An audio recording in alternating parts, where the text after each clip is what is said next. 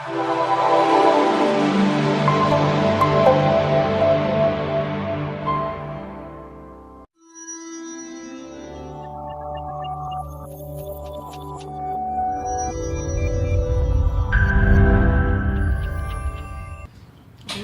how do we get started though? So let's say we're 25-year-old, now start probably just got our first job and everything. Like how do we start to build wealth that way, the way you're talking about? Right. We don't have that much capital to our name to invest. Sure. How do we start?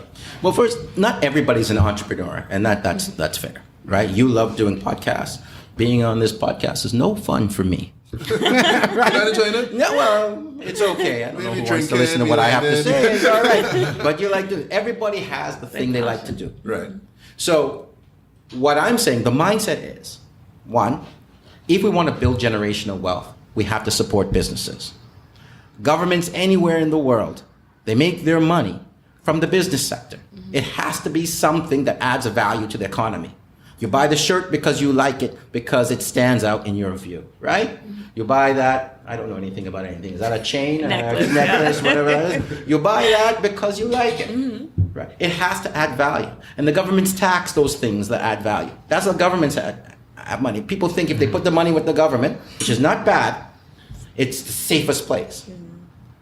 But the government is always earning its money from the private sector businesses. So the government ability to have money and ability to be safe is only as strong as the private sector and the strength of the private sector businesses within its borders. Yes, exactly. So I'm saying to people, start investing in businesses, not all your capital. You can start in funds. Some people I happen to love looking for businesses that we think could be next generational businesses and telling those stories about those businesses. And people who are busy in their day job and doing other things can take 1% of their capital and say, we'll expose it to those businesses. Because if you take 1% from everybody, you can support a lot of transformational businesses. And you only need a few good businesses to transform an economy and to generate and to catalyze that economy and catalyze that mindset. So I say, for those people who want to start out, you don't have to go, I'm quitting my job tomorrow. That's not what I'm advocating. Forget this, I can do this all myself. I'm saying, work with people who believe and understand and are looking for good businesses throughout. If you're in the Caribbean and you like the Caribbean, you believe that the Caribbean is a good place to invest, who are looking for good Caribbean business stories and next generation Caribbean businesses, and direct some of your capital to them and demand from them and expect from them the reporting, the controls, the diligence, and all that. And that's a good way to start. And talk to people and financial advisors about building a portfolio. You don't have to bet the ship. It doesn't have to be this risky profile. It's the mindset that says it's good to invest in businesses, and we diversify those investments, and together we build generational wealth. So, Sana and I were talking about this just the other day, right? So there may be people who actually have money to invest and they want to invest in these businesses, but they may not necessarily have access to these businesses to invest. Like how do they get access? How do they start there? How do they get involved? Well, and we recognize that too, because there was a company that started up around 2010, 2011 here in Trinidad. And we recognized when we were scanning the market, and we are investment professionals. We do this every day. We couldn't find a space to put equity capital, ownership capital in that business. It had a good story. It had a good prospects for success and international success. But there was no professional capital. This is we being KCL and then later on Aspire. Yeah, that's right. That's right. Because we were looking and saying, hey, if this company needed some money to make it attractive to bankers, some professional equity investments, and other people who come in to own. People don't want to run the business, but people will say, hey, we like your business story. We think you guys are good managers. We'd like to put our $10, our $1,000, our $10,000 with it, with you, and invest in the future prospects. There was no fund in Trinidad and Tobago to do that. And we looked. So we had to create it. Now we're hoping, as we create it, and I know there were others over time, others that didn't work out well. But if we created it, and then we tell people about it, then you can invest your money with professional money managers who are looking at these stories. But you got to do your homework on these guys, right? Do your homework on us. We welcome that homework. Okay, But so yeah, that homework being what, make sure that the company is run by good managers. Well, I'm saying you may not have the time, wherever you are, Right. to go and pick different companies and hear the stories and comb through. Because our job is to say no more than we say yes. To find those good stories, 10 good businesses. That's what we're looking for at Aspire. 10 good businesses that we can help expand and build so that these are household names 5, 10, 15 years from now. That's what we're looking for. And you have to weed through, just like when you're prospecting for gold. You have to weed through and sift through a lot of considerations. And people don't have the time for that. But they do have the time to say, who are these Aspire guys? Right? Who are these guys at KCL? What are they about? What's their track record? How can we get to know them? And we say, please get to know us. Take your time, kick the tires. If you believe, like we believe, that wealth is created through owning good companies, and when you look at the wealthiest people you know, as my old boss, Michael Eachin, used to say, and continues to say, I'm sure, the wealthiest people that you know are business owners. Every time. Yeah. So if you invest in a company that's investing in companies like that and looking for those long-term quality companies, that's the way you can start, right? And doing the due diligence on us is saying, what's our track record? How do we perform? Do we know what we're talking about? Do you share our view that the Caribbean needs to own more than it does? You know, I think it's the top 10% of the families in Latin America and the Caribbean that own the majority of its wealth. Okay? So owning the majority of the wealth, I think they may own over 70% of the wealth in the Caribbean. So we want to expand that pie, and we think we can. But if you believe that we can find good businesses, look for companies like ours. If not ours, companies like ours. Right. So how do we define a good business? That's a great question. First, we say, and these folks at Morningstar and Warren Buffett, I think they do it well. They talk about a moat. They talk about, and what they mean by a moat, you think about a castle, and then what's protecting the castle. Something that protects that business, which is usually a competitive advantage.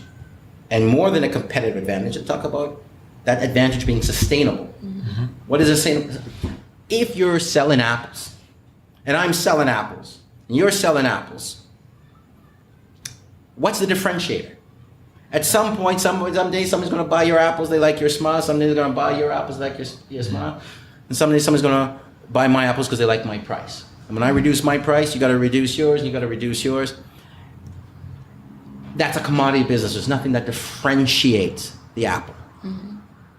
But if you convert that apple to an apple pie, and you make a solid apple pie, and I can make an apple pie better than you can make an apple pie, and better than you can make an apple pie, all of a sudden people want my branded apple pie. Can I create, look at Starbucks as an example. How do you get a business, KFC, because everybody makes fried chicken. And I love KFC. Right. But we know KFC.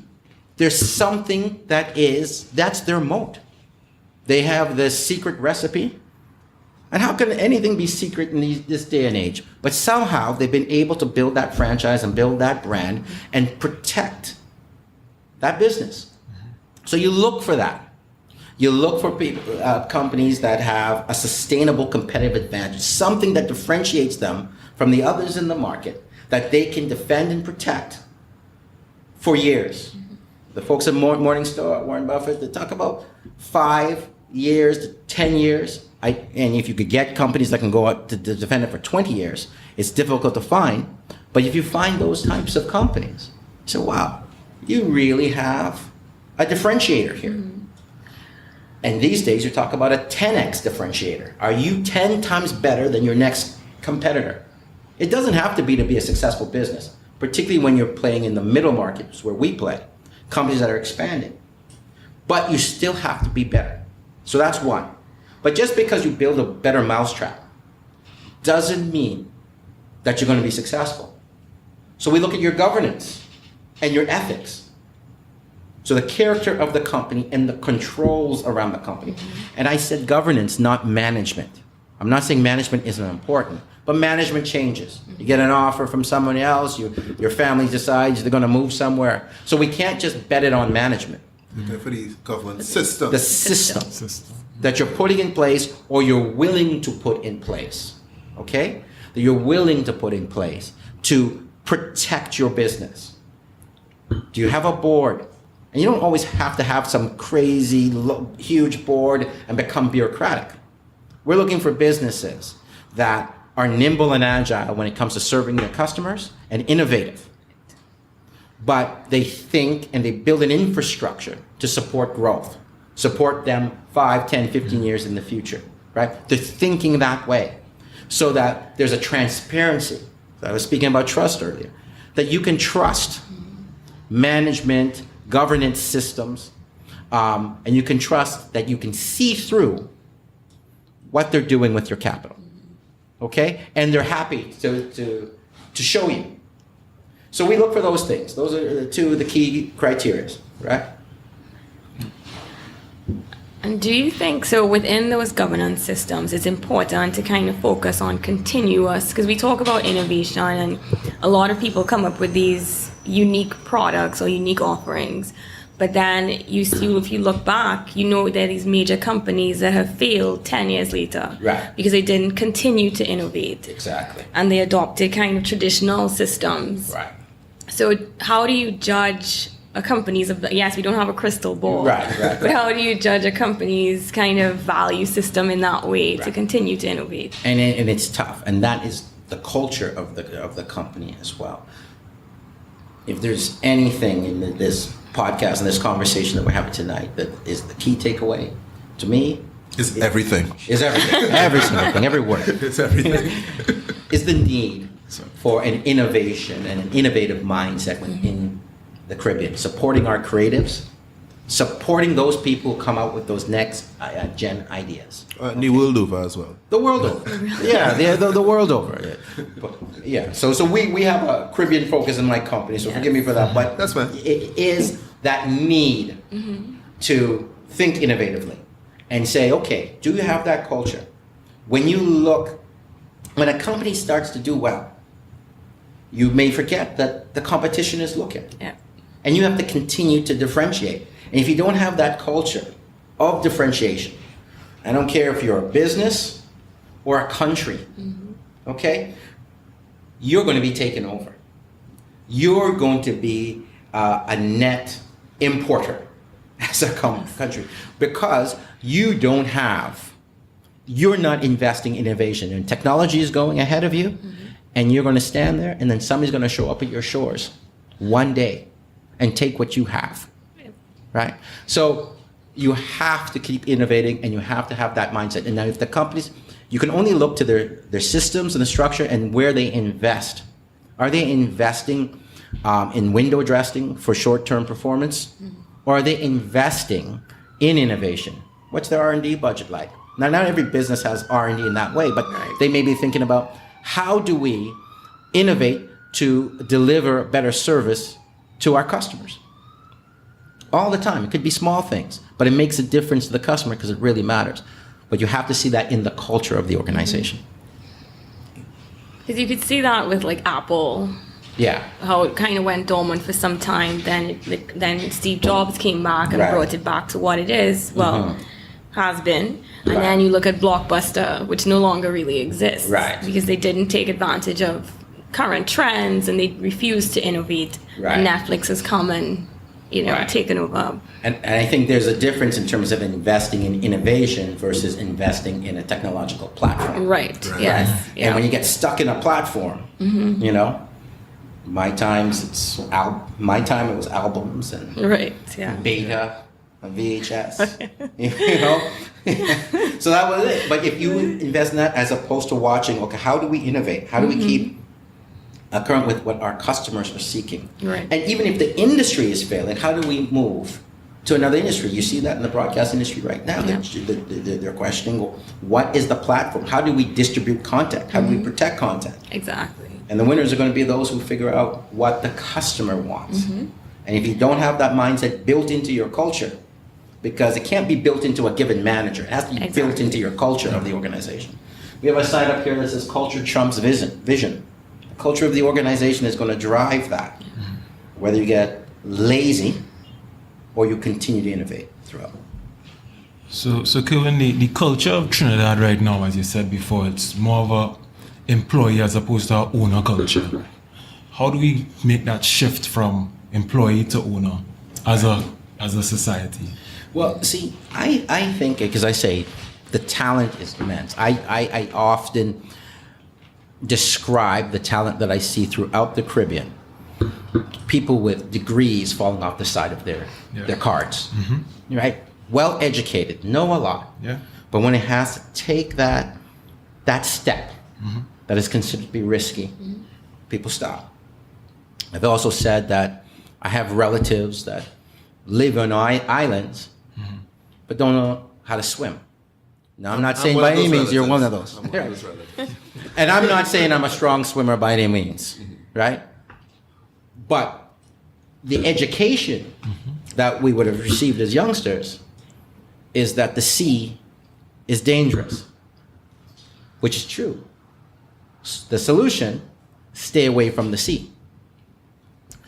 Others may receive the education, the sea is dangerous. Learn to swim, Yep. Right. learn to sail, learn to ski, right? And I'm saying, when we look at risk, it's up here, it's our mindset. The risk is not learning to swim. The risk is not learning to sail when people come sailing onto your shores. That's the risk we face. So it really is just a mindset that says, hey, why don't we invest in innovation? Not innovating is the true risk. That's not an easy task. It's easy to say, but it's not easy to do. So what we said we would do, that's our thesis. That if we invest in innovation, let's prove that it generates wealth and it de-risks our personal lives, our families, it de-risks our communities, it de-risks our countries. So if we can prove it, and one thing is, with intelligent people, seeing it done, seeing people step, sometimes fail, get back up, and take that chance and take that opportunity to build something. And when they see, well, Kerwyn Valley, look at him. He's scruffy, he's teeny, but he did it. He built an engine that his kids can be fed and his grandkids can be fed. Yeah. And he is just like me. What or about his I'm brother, me. though? What about his brother? And his brother. Yeah.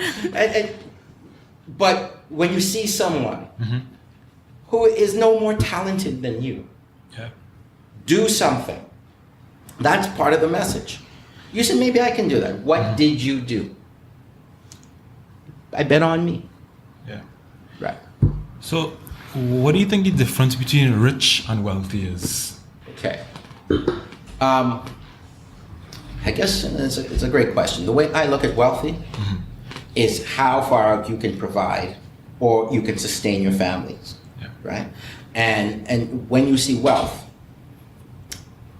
I would also say, as many others have said, your money is working for you. Right.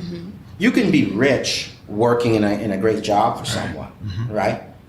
But you're wealthy when you can be on a beach somewhere and generating generational wealth. Right. Nice.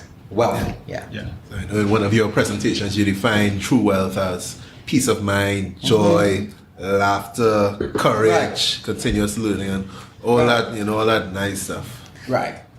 And I guess I could say it another way too. No tie. No what? The day No when I tie. never have to put on a tie. What is a tie for? So, so when you are free to enjoy the fruits of your labor in a real way. Yeah. So money, and when I talk about wealth, it sounds like we're talking about capital. Oh God, I got all this capital. But I'm talking about the quality of life. I'm talking about the freedom to choose how you spend your day and your evening and where you spend it. Yeah. And being able to generate engines that provide for that. Money is just a means to that. So the real wealth is healthcare, so being physically fit. And if you can, like my dear wife and her Get Body program. Give her a little That plug. body by Sue, is that a plug for my sister-in-law? But being fit, being able to spend time with your loved ones, being able to be on that beach, right? Or where you want to be, being able to help others if that's what you want to do. That's real wealth. So wealth defined that way, and even the wealth of nations that says you feel safe to walk your streets, right? We should feel safe to walk our streets. And a nation where you don't feel safe is not a wealthy nation, in my opinion. Right? So that is how I see real wealth. And I think the Americans said it great, the pursuit of happiness, your joy. It's funny to hear an investment banker talk about no tie, especially No in tie, the Caribbean. Right. See,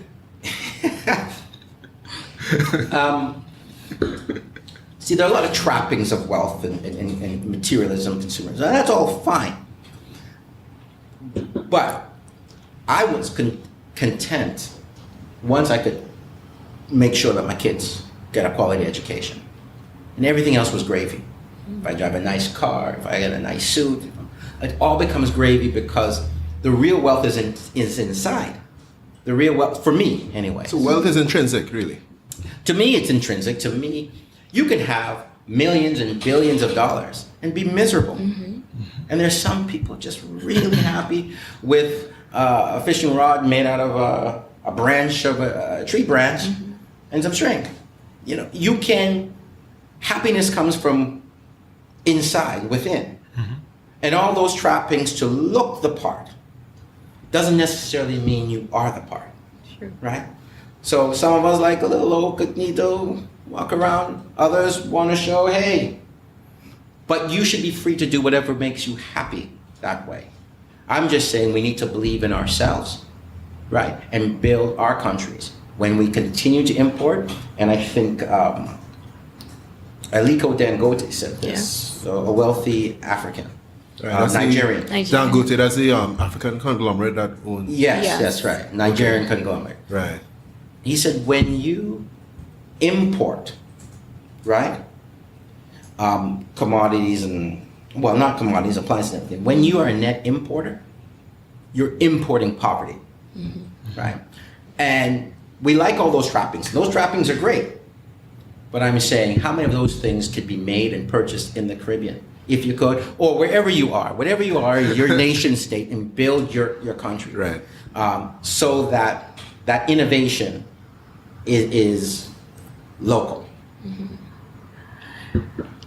How much responsibility do you think the government has to support innovation from that respect? Because the private sector, I think, is responsible as well, Right. but creating that system. Right. See, the private sector to me is always a driver, and the government an enabler. The government, everything comes down to leadership. But somehow, when you're looking at that treasure map for generational wealth, we missed the point that says stop it. We got education, wow. But then the step that said go to innovation, we missed that one. We think that passion isn't important. So you think, okay, we can set up this business. Oh boy, the business isn't working. We can set up a venture capital, we can set regulation for venture capital, and then it doesn't work because no one's really passionate about it. So the government has to recognize that education, absolutely important step. Most Caribbean governments do a great job at that. But when it comes to innovation, we lag the world in our investments in R&D and innovation. Once the government makes that connection, that leadership connection, that it's really important to support our creative sectors, our scientists, our fashion designers, our TV and film producers, right? Our engineers, though that innovative class, our novelists, and we really invest in Or podcasters. our podcasters. You're innovating right now. So all that sector who has ideas and want to put those ideas in motion, if the government doesn't create an environment, many of our large asset management institutions aren't structured in a way to allow for meaningful investment in innovative small companies. And that leadership in government is needed to say, hey, let's make this enable this environment so that can happen. And let them come to us. And then we have to move at a pace that supports them.